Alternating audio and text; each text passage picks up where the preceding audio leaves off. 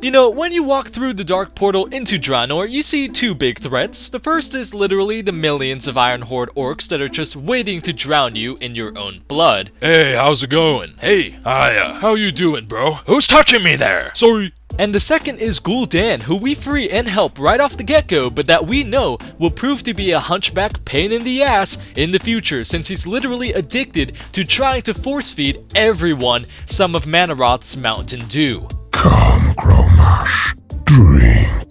What the? Get away from me, you freak! Just my beauty. Come. Stop it! So we see an expansion that basically revolves around the Iron Horde and the Fell Horde, but there's one adversary that we pretty much overlooked in the expansion that could have ignited chaos on both worlds if left unchecked. The Botany. Ah yes, it's because they're plants and plants are too beautiful to kill. Ah, of course, the only explanation. What? No, it's because they are extremely aggressive and have the ability to mind control their enemies to do their bidding. Nah, I don't think so. Yeah, false. Absolutely incorrect. Now let me explain to you why the Botany were such a serious threat that should have received a much bigger spotlight than they were given in WoD. First off, the Botany are humanoid plant beings that are extremely imperialistic and territorial, meaning if you live in an area that they want to take over, they couldn't give two shits about you or your well-being and will claim that land as their own. But then again, that's pretty much every race in World of Warcraft. What makes them so different? Well, mainly the fact that they possess the power to turn you into a zombie that will act as an instrument of their will. Most species that tend to venture into Gorgon, primarily the orcs, are overpowered, captured, and then seeded in a pretty terrible process that deforms them and leaves them as a pawn to the Botany's will. Early on in the process, the victim may only have a few significant markings of the transformation taking place, but as time goes on, they start to become more plant than human. Who exactly does this remind you of? The power to raise your friends as enemies that you will be forced to fight against on the battlefield. The Scourge. Now of course when paired against each other, the Botany would not stand a chance against the Scourge legions because for one, the Scourge is led by the damned Lich King who managed to wipe out the champions of the Northrend counteroffensive in one blow, and number two, the Scourge are highly organized, intelligent, and experienced when it comes to warfare, whereas the Botany are pretty primitive and who only want to grow their plants in zombie garden. But even though they are not nearly as big of a threat as the Scourge was back in Wrath of the Lich King, they are still a big ass threat. Give a person, no matter how dumb, the power to control the minds of others and you face a pretty menacing and scary threat. In addition to this, the Botany even managed to not only travel across worlds, but travel through time itself. Maybe you don't remember this. Well, at the end of the Everbloom dungeon, we fight a Genesaur or Genesaur. I don't even know how you pronounce this, honestly. I'm gonna just say Genesaur.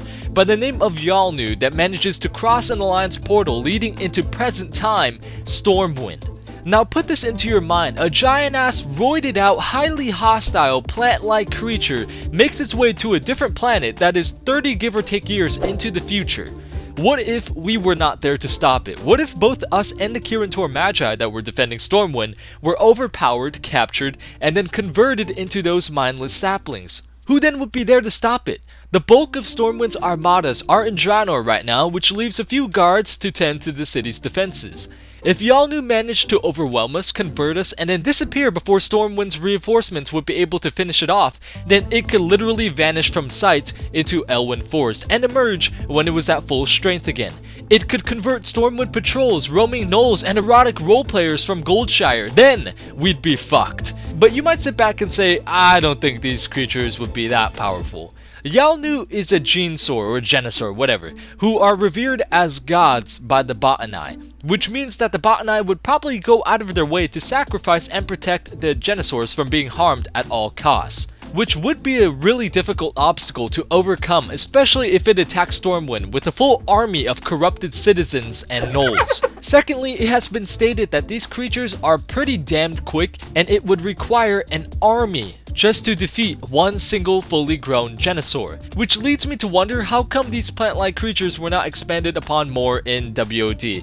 Instead of killing the beast right then and there in the Everbloom, we could have had some dailies, quest dungeons, or even a raid to take out Yalnu back on Azeroth. You know, even though the main threat is still on Draenor, of course, we would have a reason to take the portal back to our homeworld to defend it from a creature that traveled from the land that we are currently invading. It would be amazing to see it all connect, introducing new threats and creatures that we have not even seen in Outland, and seeing them play a pretty big role in the ensuing war. It's all about variety.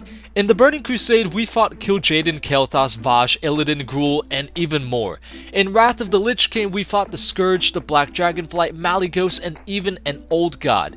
In WoD, it was pretty much all about the Orcs, and of course the Burning Legion at the end of the expansion, but other than that, there just wasn't too much variety in this expansion. Even though to some, having a plant as a main antagonist of a raid might not be too appealing, it would nevertheless serve as a way of Blizzard getting us off our fat Cheeto-stained asses in our garrisons and going out to do a raid or to quest for an actual legit reason other than trying to accumulate Apexis crystals simply for the sexual thrill. Ah, Hellscream, once again you lack creativity. Yes, pathetic really. Pathetic. Now, with all of my mythic gear on, this bot and I in front of me might not prove to be too much of a threat, but if I were to, take some paces here and there, down to 700 item level, down to 650, and now below 620, absolutely wonderful. Now, this bot and I serves to be a much more worthy opponent, might even convert me into a mindless sapling as well.